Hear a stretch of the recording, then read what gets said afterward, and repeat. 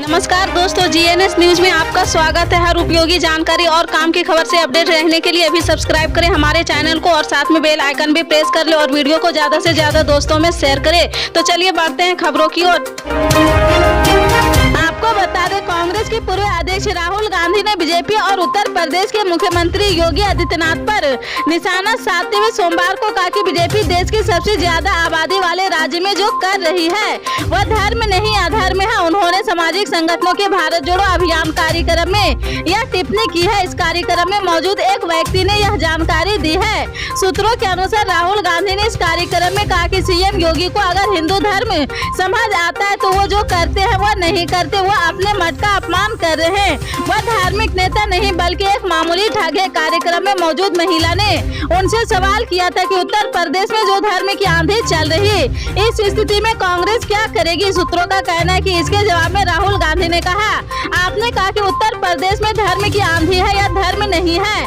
मैंने इस्लाम के बारे में पढ़ा, ईसाई धर्म के बारे में पढ़ा, यहूदी धर्म के बारे में पढ़ा और बौद्ध धर्म के बारे में पढ़ा है। हिंदू धर्म तो मैं समझता हूँ कोई धर्म नहीं कहता कि नफरत फैलाओ। गांधी ने कहा कि उत्तर प्रदेश में बीजेपी जो कर रहे वह धर्म नहीं अधर्म है। पीएम किसान योजना यानी प्रधानमंत्री किसान सम्मान निधि योजना का लाभ लेने वालों को अब अपनी अगली किस्त का इंतजार है। अगली किस्त यानी पीएम किसान की 13वीं किस्त, इस योजना की अगली किस्त यानी 13वीं किस्त के बारे में किसान जानना चाहते हैं तो आइए आपको इसके बारे में ताजा अपडेट देते हैं। वैसे तो सरकार की तरफ से अब तक कोई आधिकारिक तारीख की घोषणा नहीं की गई है, लेकिन मीडिया रिपोर्ट्स के माने तो होली के पहले 13वीं किस्त जारी की जा सकती है, जिसमें किसानों को 2000 रुपये का लाभ मिलेगा। एग्रीकल्चर इंडिया की ओर से एक ट्वीट किया गया है। इसमें बताया गया है कि प्रधानमंत्री किसान सम्मान निधि योजना के तहत 11.37 करोड़ से अधिक लाभार्थी किसानों ने पंजीकरण करवाया हुआ है। पीएम किसान योजना के तहत भारत सरकार द्वारा लाभार्थी किसानों को प्रति वर्ष 6000 रुपये की आर्थिक सहायता दी जाती है।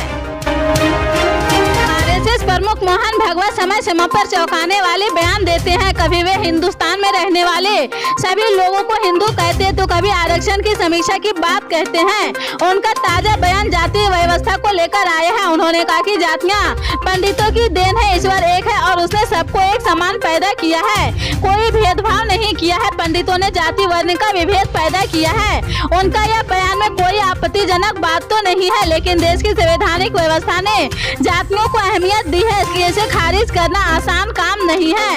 अब अंदेशा इस बात का है कि कहीं ये बयान नीतीश कुमार और तेजस्वी यादव के लिए मुंह मांगा मुद्दा न बन जाए। मोहन भागवत का बयान उस व्यवस्था को कैसे खारिज करेगा जिसमें जातियों को आधार बनाकर आजादी के बाद से आरक्षण की व्यवस्था की गई है। गोरखा सिख रेजिमेंट जैसे व्यवस्था भारतीय पटलन में समाज को पूरा ताना बना जाति पर ही आधारित है और तो और बिहार सरकार की जाति आधारित गणना कर रही ताकि समाज के लोगों को आबादी के अनुपात में उनका हक सुनिश्चित किया जा सके। ऐसे में भागवत का बयान भले ही साफ मन दिया गया हो और उसमें उच्च कोटि का विचारधारा का दर्शन हुआ हो, लेकिन उस पर अमल करना टेढ़ी खीर है। भागवत के बयान की सबसे बड़ी बात पंडितों की आंख की चोट पहुंचने वाली साबित हो सकती है। ब्राह्मण वैसे ही आज सबके निशाने पर है, दलित और पिछड़ों की राजनीति करने वाले तो वैसे भी ब्राह्मणों पर हमेशा तरह तरह के दोष मरते रहते हैं। बिहार के लोगों को जल्दी वंदे भारत एक्सप्रेस ट्रेन में सफर करने का सपना साकार होगा। बताया जा रहा है कि अप्रैल से बिहार के कई रूटों पर इस ट्रेन का परिचालन शुरू हो जाएगा। इस साल के आम बजट में केंद्रीय वित्त मंत्री ने इसे लेकर बड़ी घोषणा की थी। रेलवे के सूत्रों के मुताबिक एक वंदे भारत ट्रेन पटना से हावड़ा चलेगी, वहीं दूसरी झारखंड की राजधानी रांची से पटना के लिए चलेगी, जबकि तीसरी वंदे भारत ट्रेन का परिचालन वाराणसी से हावड़ा के लिए चलेगी। इसका स्टॉपेज गया रेलवे स्टेशन पर भी होगा। केंद्र सरकार की इस घोषणा से यात्रियों के साथ रेलवे कर्मचारियों भी काफी उत्साह है। पटना से रांची के बीच चलाए जा रहे वंदे भारत ट्रेन से केवल 4 घंटे में तय किया जा सकेगा। अभी पटना रांची जनशताब्दी ट्रेन में यात्रियों को कम से कम 8 घंटे का सफर करना पड़ता है। इसके साथ ही वाराणसी से हावड़ा के बीच शुरू हो रहे वंदे भारत से उत्तर प्रदेश से बंगाल जाने वाले और बिहार से गया के हावड़ा जाने वाले लोगों की खास सुविधा होगी। झारखंड में पेट्रोल डीजल की कीमतों में उतार चढ़ाव हो रहा क्योंकि कच्चे तेल की कीमतों में मजबूती का रुख दिख रहा।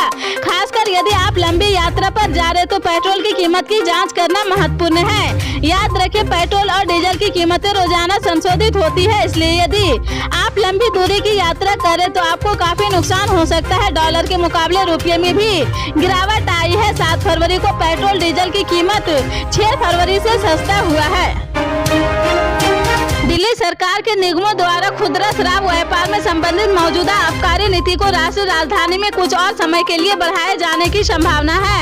आधिकारिक सूत्रों ने मीडिया को जानकारी दी है कि नई आबकारी नीति तैयार करने पर दिल्ली की अरविंद केजरीवाल सरकार काम कर रही है। दिल्ली सरकार ने आबकारी नीति 2021 से 2022 को रद्द कर दिया है और इसे लागू किए जाने पर अनियमितता के आरोपों पर उपराज्यपाल वीके सक्सेना द्वारा केंद्रीय अन्वेषण ब्यूरो से जांच की सिफारिश किए जाने के बाद पिछले वर्ष 31 अगस्त के अपने आदेश को उसने वापस ले लिया है। समाचार एजेंसी भाषा की रिपोर्ट के अनुसार पुरानी आबकारी नीति पर लौटने के साथ सरकार ने आबकारी नीति 2021 से 22 के तहत निजी दुकानदारों की जगह अपने 4 नगर निगम को शराब की दुकान खोलने की अनुमति दी है। नई आबकारी नीति बनाने के लिए सरकार ने 3 सदस्यीय समिति का गठन किया है, जबकि नगर निगमों को पिछले साल 1 दिसंबर से 6 महीने तक दिल्ली में शराब की दुकान खोलने एवं चलाने की जिम्मेदारी दी गई है। दिन में खिली धूप और बढ़ा हुआ तापमान सर्दी की विदाई के संकेत दे रहा है, लेकिन इस बीच मौसम विभाग ने कहा कि सर्दी अभी गई नहीं है और आने वाले दिनों में तापमान में गिरावट आ सकती है। उत्तर भारत में एक पश्चिमी विक्षोभ सक्रिय है, जिसके चलते जम्मू कश्मीर लद्दाख में बर्फबारी हो सकती है। साथ ही हिमाचल प्रदेश, अरुणाचल प्रदेश, पंजाब, चंडीगढ़ में हल्की बारिश की संभावना है। मौसम विभाग के अनुसार मध्य भारत में अगले 3 दिनों तक तापमान में गिरावट हो सकती है। मौसम विभाग ने यह भी कहा कि उत्तर प्रदेश में सुबह शाम कोहरा छाने के आसार है। उत्तर पूर्वी राज्यों में हल्की बारिश हो सकती है। मौसम विभाग के अनुसार फरवरी माह में औसतन वर्षा सामान्य रहने की उम्मीद है। फरवरी महीने में औसतन करीब 22 मिमी बारिश दर्ज की जाती है। पंजाब, हरियाणा और हिमाचल में सरकार 4 नए असैनिक स्कूल खोलने जा रही है। इसके साथ ही इन राज्यों में सैनिक स्कूलों की संख्या 8 हो जाएगी। यह जानकारी रक्षा राज्य मंत्री अजय भट्ट ने राज्यसभा में एक प्रश्न के उत्तर में दी है। रक्षा राज्य मंत्री ने सांसद को बताया कि हरियाणा में 2 और पंजाब में हिमाचल प्रदेश में 1-1 सैनिक स्कूल खोले जाएंगे। ये उन 18 नए स्कूलों में शामिल है जिन्हें अब तक देश के विभिन्न हिस्सों में स्थापित करने की मंजूरी दी गई है। इन तीनों राज्यों में अभी 4 सैनिक स्कूल है। वर्तमान में 2 सैनिक स्कूल हरियाणा के करनाल और रेवाड़ी के पास कुंजापुरा में स्थित है। एक पंजाब के कपूरथला में और एक हिमाचल प्रदेश के सुजानपुर टिहरा में है। मौजूद सैनिक स्कूलों को निर्धारित दिशा निर्देशों के अनुसार केंद्र सरकार और राज्य सरकार द्वारा संयुक्त रूप से वित्त पोषित किया जाता है। राज्यसभा सदस्य राघव चड्ढा द्वारा सैनिक स्कूलों पर एक लिखित प्रश्न के उत्तर में भट्ट ने कहा कि पंजाब के पटियाला जिले में नागरिक संगठनों के साथ साझेदारी के रूप में एक नए शैक्षणिक सैनिक स्कूल को मंजूरी दी गई है और यह चल रहा है। तुर्की और सीरिया में भूकंप के रूप में आई आफत ने यहाँ भीषण तबाही मचाई है। इस भयावह प्राकृतिक आपदा की चपेट में आने से अब तक 4300 से अधिक मौतें हो चुकी है। मौत का यह आंकड़ा लगातार बढ़ता जा रहा। संकट की इस घड़ी में भारत ने मदद के लिए हर संभव प्रयास शुरू कर दिए हैं। इस बीच पीएम मोदी के निर्देश पर गाजियाबाद से एनडीआरएफ की 2 टीमें तुर्की के लिए रवाना कर दी गई है। दरअसल तुर्की और सीरिया में भूकंप को लेकर पीएमओ में बैठक हुई थी, जिसके बाद प्रधानमंत्री नरेंद्र मोदी के निर्देश पर एनडीआरएफ की 2 टीमें तुर्की के लिए रवाना कर दी गई है। बचाव कार्यों के लिए रवाना हुई एनडीआरएफ की टीम अपने साथ डॉग, रॉकेट और आवश्यक उपकरणों को लेकर तुर्की के लिए निकल चुकी है। टीम गाजियाबाद के हिंडन एयरबेस से तुर्की के लिए रवाना हुई है। संसद के चालू बजट सत्र के दौरान 5 में से 3 दिन की कार्रवाई विपक्ष के हंगामे की भेंट चढ़ चुकी है।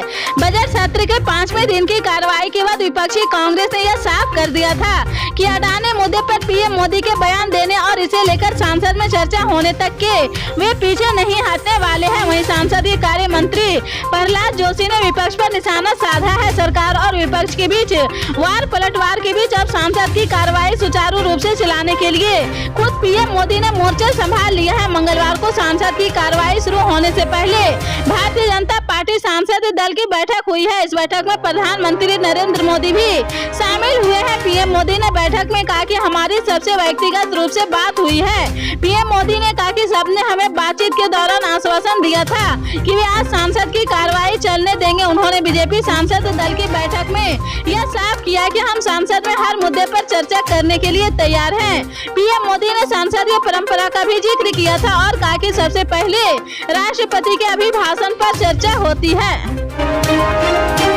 समाजवादी पार्टी 19 वर्ष से लोकसभा चुनाव में खराब प्रदर्शन से जूझ रही, जिसके चलते संसद में लोकसभा सदस्यों की संख्या हर चुनाव में कम हो रही। लोकसभा चुनाव 2004 में सपा ने 26.7% वोट लेकर 35 सीट जीती थी, लेकिन इसके बाद यह आंकड़ा कभी नहीं छू सकी है। लेकिन अब सपा लोकसभा चुनाव 2024 से पहले जातिगत जनगणना का मुद्दा गरमाकर संसद में सदस्यों की संख्या बढ़ाने की कोशिश में है। इसलिए सपा जातिगत जनगणना के मुद्दे पर यूपी में आंदोलन की तैयारी कर रही। इसके लिए रणनीति बनाने शुरू कर दी है। पूर्व कैबिनेट मंत्री स्वामी प्रसाद मौर्य रामचरितमानस को लेकर लगातार हमलावर है। यह मुद्दा यूपी के साथ देश में गरमाने की तैयारी है, जिससे लोकसभा चुनाव में फायदा मिल सकेगा। पल पल के अपडेट जानने के लिए जुड़े रहें आप अपने GNS न्यूज चैनल से। मिलते हैं अगली बड़ी खबर के साथ, तब तक के लिए जय हिंद।